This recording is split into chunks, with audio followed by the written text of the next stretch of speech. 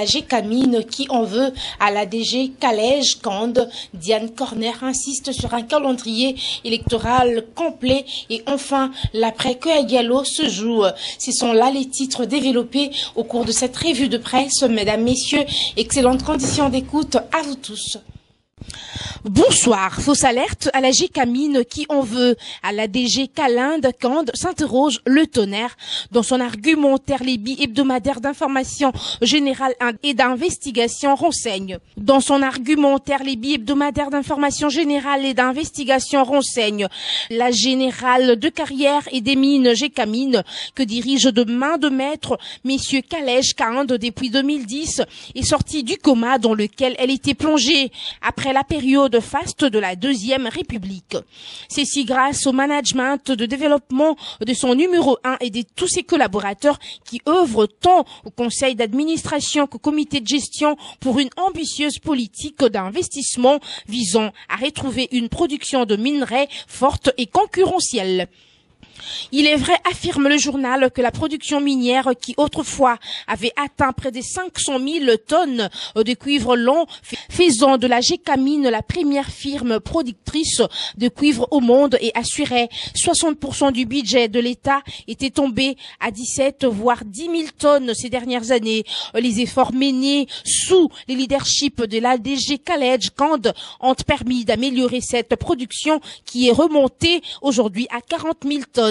La tâche étant immense, les besoins de la GECAMINE ont été évalués à 2,7 milliards de dollars USA pour la relance voulue.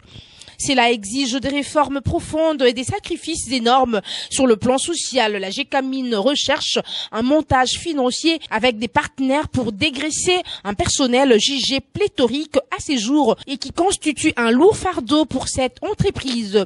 Plus de 11 000 travailleurs avec une moyenne d'âge de 56 ans et comme seule source de réserve connue, une mine qui avait une estimation non certifiée de plus ou moins 200 000 tonnes. Il faut noter que la GECAMINE a aujourd'hui une réserve certaine de 10 millions de tonnes, dont 5 millions sont certifiés sous la norme internationale, affirme le journal. C'est la raison pour laquelle la DG Calèche est sur tous les fronts pour concrétiser la relance de la GECAMINE en tenant compte de la taille de l'équilibre de la production et de la taille de l'effectif pour assurer la paix sociale durable. Signalant que Calèche Kand, qui n'attend pas dormir sur ses lauriers, s'est fixé des priorités pour plus des performances. C'est ainsi qu'il s'est attelé à améliorer l'outil de travail en équipant son entreprise des appareils, engins et autres matériels de la 3e génération, renseigne le journal.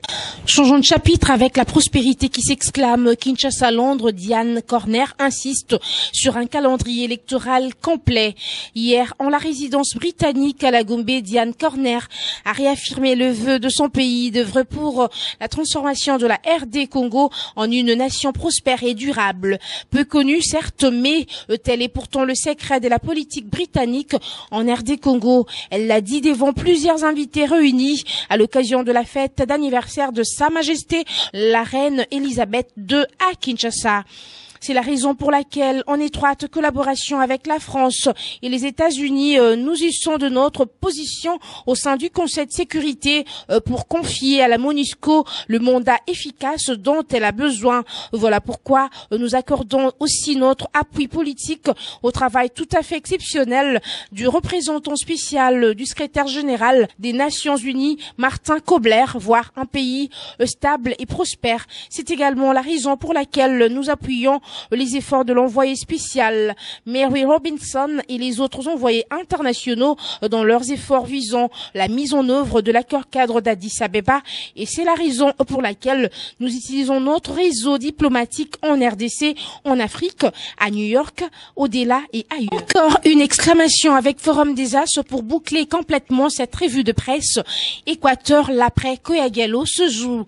Jusqu'où irait le bicéphalisme à la tête de l'exécutif provincial, s'interroge le journal, et de répondre des sources crédibles. Le vice-gouverneur est désormais l'interface attirée en l'absence de son titulaire en soins depuis plus d'un mois.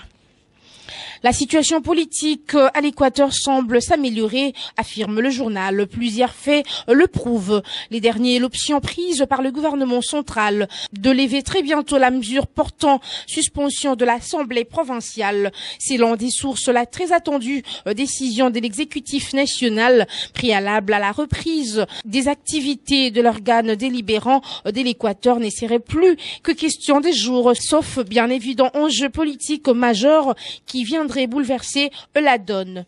À tout le moins, la décision du gouvernement national ne peut qu'apaiser les esprits des ressortissants de la province de l'Équateur, principalement ceux des députés provinciaux en chômage depuis bientôt 3 mois, car nombreux ont craint que la suspension de l'Assemblée provinciale n'ait s'ému en sa dissolution, et certaines sources crédibles affirment qu'on n'en était pas très loin.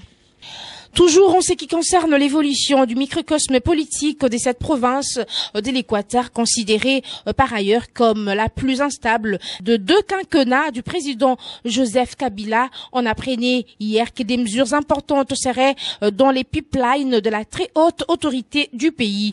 Selon la source, le vice-gouverneur de la province, Sébastien Impeto, sera officiellement proclamé l'interface attirée en l'absence de son titulaire en soins depuis plusieurs mois. Au cas où cette info s'avérait vérifiée, alors une telle décision aurait le mérite de mettre un terme au bicéphalisme qui a affaibli l'autorité de l'État au sommet de la province de l'Équateur.